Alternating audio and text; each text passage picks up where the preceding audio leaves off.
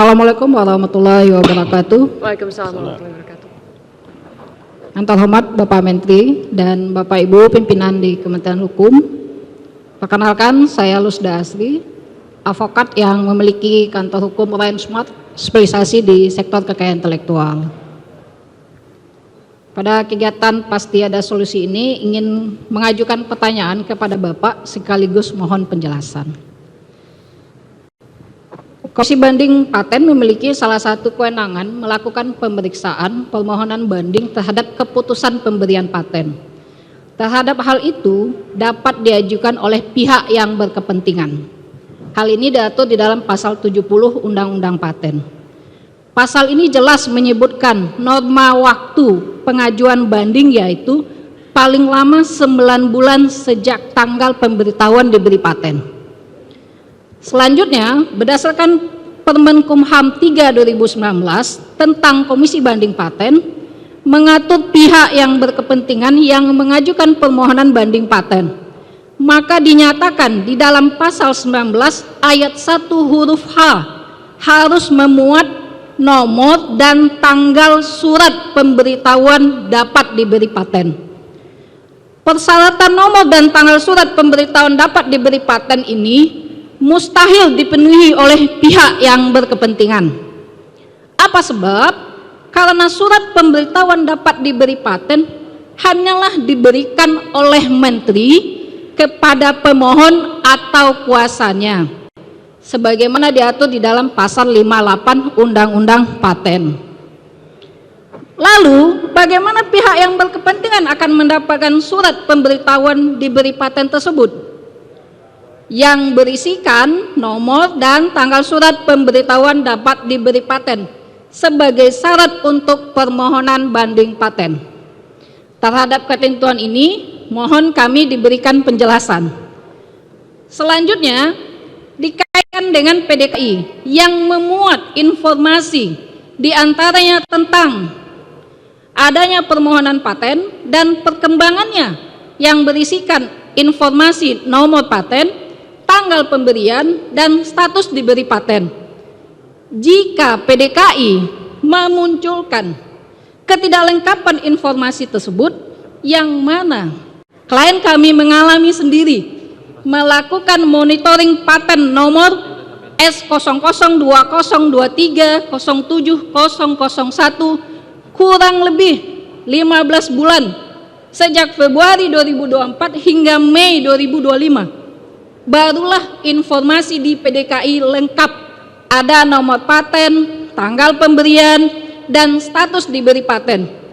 Tentunya telah melewati masa 9 bulan sejak tanggal pemberian tertanggal 12 Januari 2024. Ini tentu berdampak Pak Menteri kepada pihak yang berkepentingan yang akan mengalami kerugian dalam memenuhi formalitas pengajuan permohonan banding paten. Untuk itulah kami juga memintakan kepada Pak Menteri mohon dilakukan audit record history sistem PDKI terhadap nomor paten S002023070001 dimulai dari bulan Januari 2024 hingga Juni 2025. Karena kondisi ini hanya dialami terhadap paten ini saja. Kami pun punya klien-klien paten kami yang lain tidak pernah seperti ini. Semua informasinya lengkap di PDKI. Bapak Menteri yang saya hormati, apa yang telah saya sampaikan di atas secara lengkap disertai dengan bukti-bukti yang kuat kami telah sampaikan melalui surat kami kepada Bapak dan telah diterima di bagian administrasi pada 11 Juni 2026. Untuk itu kami berharap ini dapat diberikan respon positifnya dan kami pun siap jika diundang untuk memberikan penjelasan yang lebih detail. Untuk itu terima kasih Bapak. Baik, terima kasih Ibu Lusda. Tadi sudah disebutkan kejadiannya Februari 2024 ya. Dan di awal tadi saya sudah sampaikan backlog penyelesaian pendaftaran paten itu kami akui ada kekurangan. seperti yang saya bilang tadi ada 100.000 yang sebelumnya itu saat ini berusaha untuk diselesaikan secara baik. Namun demikian terhadap yang ini saya minta Dirpaten hari ini juga saya pingin jawabannya lengkap, diteruskan kepada yang bersangkutan dan kepada saya. Jadi apa yang diminta oleh Ibu Lusda hari ini harus dibuka, kemudian diteruskan kepada yang bersangkutan, supaya ini mungkin bisa menjadi sesuatu hal atau bisa dijadikan sebagai alat bukti atau apapun yang lain-lain. Kalau ternyata memang kesalahannya di Kementerian Hukum, dalam hal ini adalah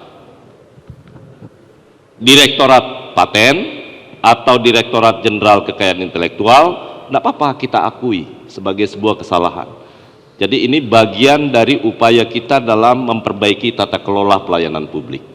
Jadi kita tidak usah singgung di masa-masa yang lalu, tapi saat ini kita sudah di arah yang benar untuk melakukan perbaikan tata kelola layanan publik. Jadi karena itu Pak Dir ya, bisa hari ini?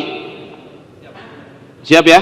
Bu Lusda nanti habis ini ketemu Pak Dir, dibuatkan semua yang Ibu minta dan hari ini bisa diambil. Gitu ya? Pak Dirjen ada yang mau ditambahkan? Silahkan Pak. Izin, terima kasih Bu Risda, Pak Menteri. Jadi sebagaimana arahan Pak Menteri bahwa di CKI khususnya harus melakukan transformasi digital. Memang sudah dilakukan transformasi digital, namun ada part-part tertentu, misalnya proses sertifikasi harus klik oleh pejabat ataupun petugas sertifikasi.